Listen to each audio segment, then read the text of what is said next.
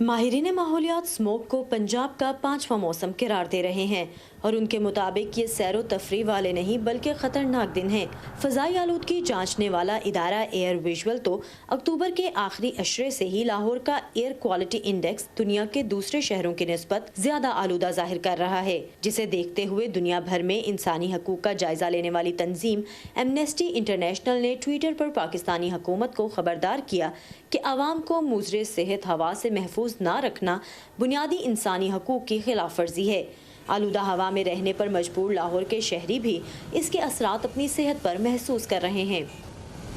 موسم کے جو حالات ہیں، آنکھوں میں جلن بہت ہوتی ہے، سانس لیتے ہیں تو گلے میں خراش سی پیدا ہوتی ہے۔ زیادہ پرابلم جو آ رہی ہے وہ پیدل چلنے والوں کو ہے اور موٹر سائیکل والوں کو۔ یہ ایک بہت نقصان دہ چیز ہے جو کہ 4-5 سال سے متواتر جو ہے لاہور اس کی زد میں ہے اور پلیوٹیڈ ایریا بن گیا ہوا ہے۔ حکومتی سطح پہ یہی ہونا چاہیے کہ جی کوئی اچھا اس کا ڈاکٹرز ٹیمز جو ہیں وہ بیٹھ کے اس کا سدباب کریں اور اس کا کوئی حل نکالیں۔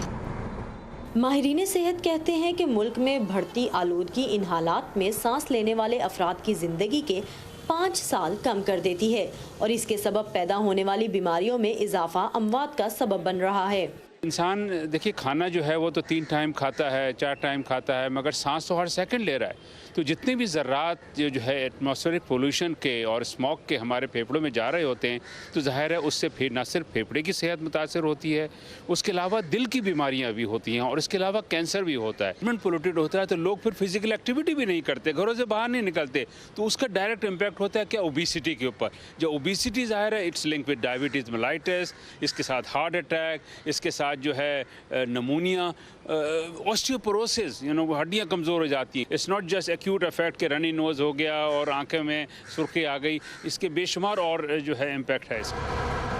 پنجاب حکومت ماہ نومبر کے آغاز سے اب تک 200 سے زائد فیکٹریوں اور بھٹوں کی بندش کر چکی ہے۔